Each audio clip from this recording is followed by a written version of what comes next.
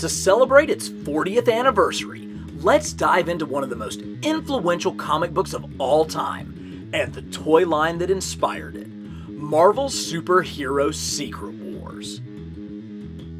Hey y'all, and welcome back to Carbon Scoring, the best place for comics, history, and action figures. Secret Wars was a foundational piece of my childhood.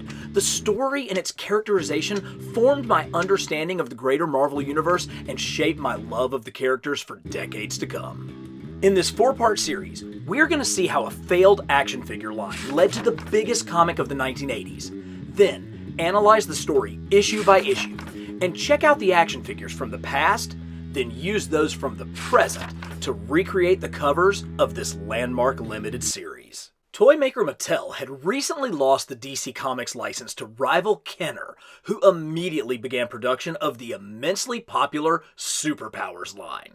Fearing a loss of market share, Mattel's marketing team leapt into action, discovering that kids responded to the words war and secret. So they took this kernel of an idea to Marvel editor-in-chief Jim Shooter and pitched him the idea of a toy line with a comic book tie-in to boost sales. Shooter was a comics prodigy. His first comic was published when he was only 14 years old. During his first stint at DC, he created numerous characters, often mimicking the character-driven stories being done at Marvel that he felt DC lacked at the time. Following a multitude of odd jobs in the advertising industry, Shooter was hired as an editor at Marvel in 1976. Within 2 years, he had risen to editor-in-chief. During his 9-year reign, Marvel produced some of the most memorable comics of all time, including the Dark Phoenix saga, Frank Miller's groundbreaking work on Daredevil, and Walt Simonson's epic reimagining of Thor. But Shooter's time wasn't without controversy. He introduced strong editorial control over the titles and instituted strict deadlines. John Burns said, "Shooter reshaped the Marvel Universe in his own image. So when the time came to write a company-wide crossover featuring a multitude of Marvel's heroes and villains, Shooter knew that there was only one man for the job. Jim Shooter." And he may well have been right, as the first issue became the highest-selling Marvel comic in 25 years. So let's take a deep dive into that first issue with the iconic Mike Zeck cover, recreated here with Marvel Legends action figures. This art has become synonymous with Marvel Comics in the 1980s. In the month preceding that first issue, comic readers saw their heroes enter a strange vessel in Central Park's Sheep Meadow, and then disappear. Instantly, they were transported across the stars, where they witnessed unbelievable power as an entire galaxy was swept away before them. It was enough to astonish the gods. Next, they saw a planet being formed, remnants of other worlds colliding together. And at last, a voice from beyond the stars spoke, saying, "Slay your enemies, and all you desire shall be yours." But just who were these combatants in this high-stakes cosmic battle? The first ship was filled with Earth's greatest champions, including the Avengers, the Fantastic Four, the X-Men, and of course Spider-Man. While the other ship was equally loaded with those that would be considered villains, a gathering of forces for war. But instantly, Shooter subverts expectations, placing Magneto on board with the heroes. It adds a layer of complexity to the story and reminds us that the line between good guys and bad guys is not always so black and white. Meanwhile, on the second ship, chaos immediately ensues as the android Ultron wastes little time in resuming his prime objective of slaying all living things. His actions gain the attention of the one called Galactus, who in an instant snuffs Ultron's life force like a candle. Galactus is a being beyond good and evil. He's more of a force of the universe, the destroyer of worlds, who feeds off the energy of inhabited planets. He senses in the Beyonder one powerful enough to end his insatiable hunger, and as he streaks towards the abyss, the ever-conniving Doom attempts to join. It doesn't go well, as both are swatted back to Battleworld as we would a simple housefly. The two armies then separate, and upon landing, conflict resumes, with the Avengers calling Magneto a murderer, while his fellow mutants defend their greatest enemy. I had just started reading comics at this point, but in the matter of a few panels, I understood that while the X-Men were considered heroes, they were still outcast, mistrusted, and feared for being different. Shooter laid the foundation of prejudice, the central tenet of X-Men comics, over these 2 pages. With Magneto gone, the heroes debate who should lead them, with names like Mr. Fantastic, the Hulk, and Professor X bandied about. But there was only one true choice: Captain America. The perfect place to start looking at Secret Wars figures is with the Sentinel of Liberty, Captain America. Cap shows the basic template for the line. They all feature 5 points of articulation: shoulders, hips, and neck. Cap is on the bigger body, but the difference in sculpting is minimal. Pretty much every figure in this line looks the same. While Superpowers figures each had a play feature that mimicked their unique abilities, Secret Wars figures came with a lenticular shield? Yep. At least they did the square for the bad guys and the round for the good guys, which means the one character who really should have had a shield got one that looks pretty accurate. You could take the small paper disc, which kind of looked like a drunk 4-year-old's Mother's Day present, and place them in the shield, and voila! With a simple turning motion, you can clearly see the multiple images. It was magic! Keep in mind, our video games looked like this. But in all seriousness, this was a super accurate Captain America, with all the details of his classic suit included, even the gloves, boot cuffs, and wings on his iconic mask. But action figures have come a long way in 40 years, and the 30th anniversary Captain America from Marvel Legends is, for my money, the very best Cap figure of all time. The colors perfectly capture the comic page, and no detail is spared, right down to the chainmail armor on his chest. I do display mine with custom heads from ATK Sculpture, both stoic and screaming versions. Far and away, my favorite Captain America figure. Meanwhile, as the villains settle into their new base, Doom returns and is offered leadership in the coming war. But having witnessed the true might of the Beyonder firsthand, Doom is not satisfied to play into his silly game. He collapses the fortress around those whom he considers simple-minded dolts and prepares to seek the counsel of his greatest enemy, Reed Richards. But as he makes his escape, the treacherous Kang blasts his ship out of the sky. The explosion alerts the heroes, who make their way to the crash site, where they find a wounded Dr. Doom.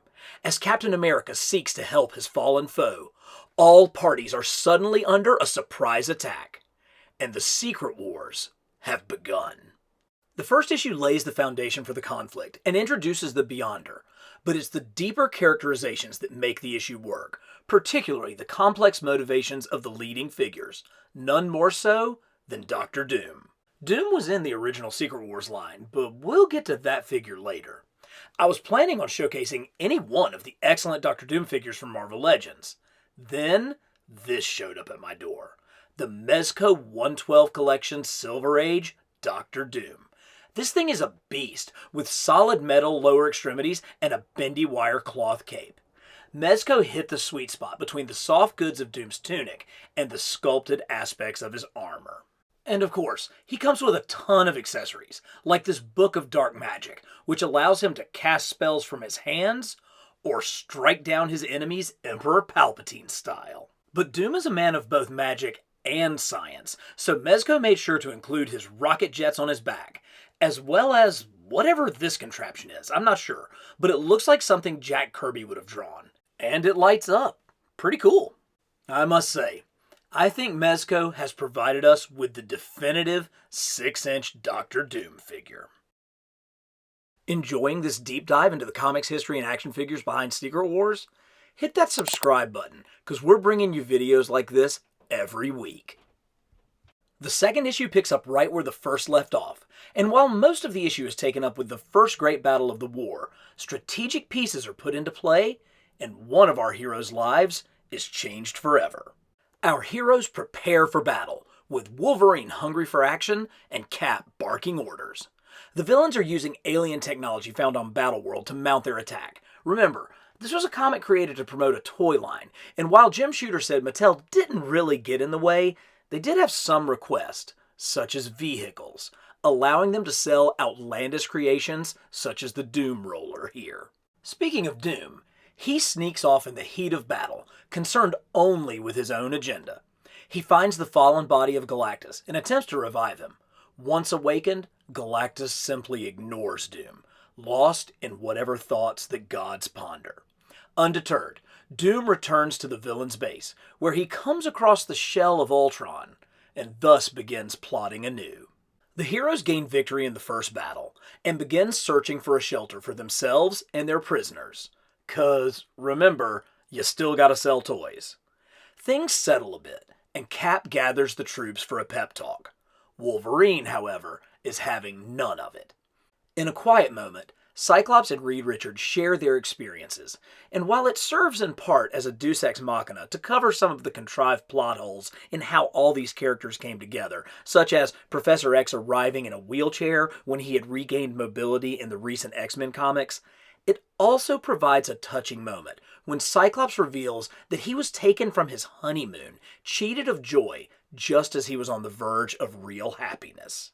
Cyclops is my favorite X-Man, and I think it's because the poor guy just can't catch a break, and yet he still turns out to be the consummate leader of the team. I mean, even as a child, he and his younger brother are dumped out of a burning plane by their parents, orphaned, and then separated, and he grows up in an orphanage all by himself. And yes, I know there has been a lot added to that story since then, but that was the way that Scott knew it growing up as a child. Then it's terrible to be a mutant, but imagine being a mutant whose power is that every time you open your eyes, you destroy everything you look at. Oh, I mean, it's so bad. And yet, when he came to Xavier's school, he found a home, he found a family, he found the confidence to be the leader that he needed to be, and he actually got the girl, only for her to die over and over and over again. I mean, this dude has the worst luck. And it extends to action figures. This is such a simple costume. They could have taken the Mattel Captain America Secret Wars figure, not made a single change, kept the boots, kept the gloves, just put a new head on it. Boom, you've got a Cyclops. Nope, they didn't make one. And it's even worse with Marvel Legends because I think we've gotten 3 different astonishing X-Men versions of Cyclops, but this is the only one that we have seen in his classic blue and yellow suit. The one that he wore from his time as a part of the founding members of the new X-Men all the way through the Byrne Claremont issues of the 80s. Come on, Hasbro. Give my man Cyclops here a break. Get us a new figure because this one came in that 3-pack with Wolverine and Phoenix, and it is pricey. And I know that there are a lot of other collectors out there who could really use a new Cyclops. The remnants of the villains limp home to find the good doctor greeting them to Doom Base. They are not pleased, so Doom sicks his new lackey, the revived Ultron, on them, and the chain of command is quickly established anew. Meanwhile, our 2 youngest heroes, the Torch and Spidey, are seen hanging out. This was my introduction to their friendship, and I've always thought it's one of the greatest and most natural relationships in comics. All of a sudden, the alarms go off. They sprint into action, only to discover that Magneto has infiltrated their stronghold. As they chase after him in vain, the Wasp is ensnared, and just as the thing has almost reached her, he transforms back into his human form of Ben Grimm. This unexpected twist will have long-term ramifications, not just on the Thing, but on the Fantastic Four as well. Oh boy, Magneto is where the concept of one base body for everyone really goes off the rails. But let's start with the good. The sculpting of the helmet is solid. It has the wing thingy in the middle and the spiky stuff around the face opening. But the lack of paint apps on the face is just not good. The rest of the figure is fully phoned in. I mean, are we supposed to believe that these little circles are the raised metal rivets of Magneto's armor? Of course, this figure's greatest sin is the lack of a cape. You don't really realize just how vital the cape is to the character's look until it's gone. But hey, lenticular shield. Once again, I'm going outside of Marvel Legends to find the perfect Magneto figure, this time to Medicom Toys' Mafex line. Where Mattel committed the cardinal sin of leaving out the cape, the Mafex version comes with a satiny pleated purple cloak whose underwire allows for dynamic posing. The crucial features of Magneto's costume are highlighted, from the bold rivets all the way down to the striped boots. Plus, alternate heads accentuate the well-sculpted helmet. All while numerous bonus hands recreate his mastery of magnetism. Mafex figures do tend to be scaled slightly smaller than Legends, but when the details are done this well, the end result is fantastic. Ben Grimm, the ever-loving blue-eyed thing. Now, you know there was no way that Mattel was going to make a body this unique, not when they had basically put every single one of their figures on the same slim, athletic body. So there wasn't any chance that we were going to get a Thing figure back in 1984, but thankfully we've gotten a ton since then, and this is the same sculpt as the Walgreens Thing that came out with really one of the best waves of Fantastic Four figures ever, the Walgreens exclusive ones. But there's a little bit of changes to this one. He's a slightly brighter orange and has a little bit of a different kind of color fade to him. He also has a different head, and I like this one. It has a good heavy brow that kind of matches the art of Mike Zeck from this particular comic, and his mouth's open, which gives him a little bit more expression. But the key thing is the shorts. These are the shorts that are the John Byrne era design. So this is exactly what the Thing was wearing. The FF had traditionally worn their Jack Kirby costumes, which were more blue and black, until they went on an adventure in the Negative Zone. And when they returned, the unstable molecules of their costume had basically inverted the look of their outfits. The black was now white, and the blue became this darker blue. And it's just a really good look, and this Thing perfectly captures the look from that era. Issue 3 sees the conflict brewing amongst the teams, both internally and externally. And as we shall learn, that conflict spilled over into the Marvel offices as well. Oh, and hey, I put a ton of love and effort into these comic cover recreations, so if you like them, let me know in the comments. This issue is titled Tempest Without, Crisis Within, and as a monster storm rages across the planet of Battleworld, the different factions plot their next moves, beginning with Magneto. With a simple thought, he releases his captive, the Wasp, and then invites her to have a drink? While his advances are initially denied, Ol' Mags turns on the charm, leading to the creepiest May-September Stockholm Syndrome in the history of comics. Ugh. Anyway, back at Good Guy Base, the storm dislodges a boulder large enough to crush it, but the mighty Thor stands ready, and with his trusty hammer, smashes it into tiny pieces. This really doesn't have anything to do with the plot, I just think this panel is so awesome I had to show it. Back inside, new relationships form, like between Captain Marvel and Iron Man, the only two African American heroes in the book. Remember, this story occurred when James Rhodes was in the armor, as Tony Stark dealt with alcoholism. And more personal drama, as Reed mopes about missing his pregnant wife, the Invisible Girl, which probably explains her absence from the book. And before y'all fill up the comments, Sue didn't change her name to the Invisible Woman until issue 284 of the FF after a torturous battle with the Psycho Man. That happened a couple of years after this. Spidey finds himself roaming around the base when he stumbles upon the X-Men's quarters. He overhears them discussing the tension they feel, the hatred for being mutants. And just as Professor X makes the final decision to leave and join Magneto, Spidey crashes through the ceiling to stop them. He uses the combination of his speed and agility in the confined space, along with his spider sense, please do not start calling it my Peter Tingle, to defeat the X-Men. Just as he's about to tell a grown-up, in this case Mr. Fantastic, Professor X wipes his mind. It's a clear violation, and as the X-Men leave to join Magneto, Mike Zeck's art makes it clear these aren't the good guys anymore. Remember how I said Jim Shooter felt like he was the only one who could write this book?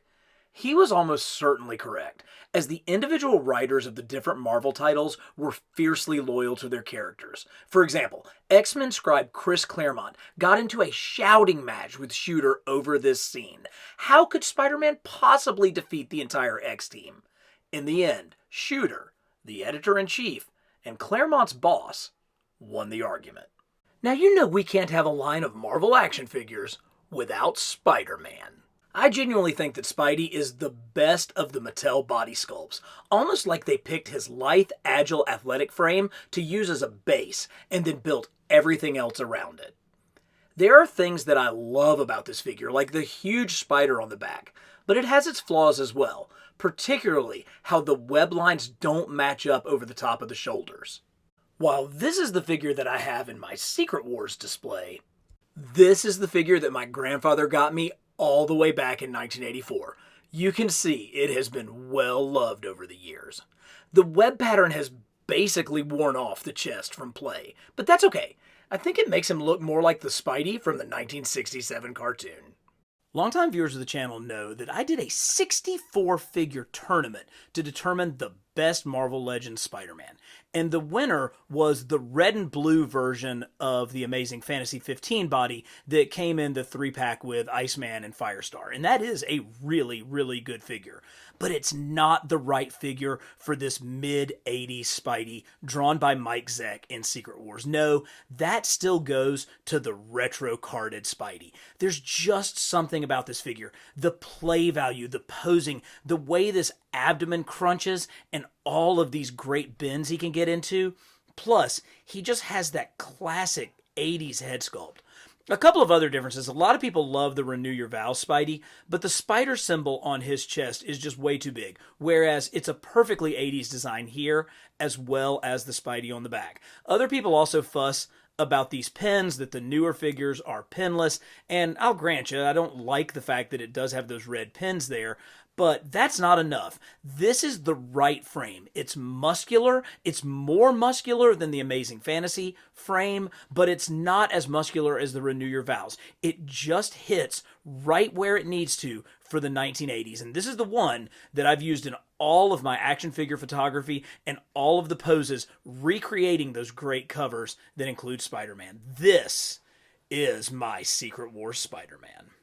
While the heroes were fracturing, Doom was making his move. With several of his number captured, he needs to reinforce his troops. Using conveniently simple alien technology, he transformed 2 suburban Denverites, their neighborhood later revealed to be a fragment of the cobbled-together planet, into Volcana and Titania. Their numbers restocked. They launched an attack at dawn, taking the heroes by surprise. The newest recruits proved quite capable, and Captain America orders a full retreat. With their surprisingly easy victory and the rescue of their captured comrades, Doom's side had turned the tide of war in their favor. Look, it's pretty obvious that the biggest missing links in our Secret Wars collections are Volcana and Titania. And as I started working on this video, rumors spread of a 6-figure wave celebrating the 40th anniversary of this groundbreaking comic. Figures would be on retro card backs, and it was scheduled for later in 2024. Is it just a rumor, or is Hasbro going to complete the collection of main characters from this book? More to follow. Just a quick reminder, if you'd like a digital copy of these cover reproductions, I have them available in my Etsy store with a link in the description. The fun is just getting started, as part 2 will cover issues 4 through 6, and we will go through more action figures as their characters' key moments in the story unfold. And as always, for the best in comics history and action figures, subscribe to Carbon Scoring.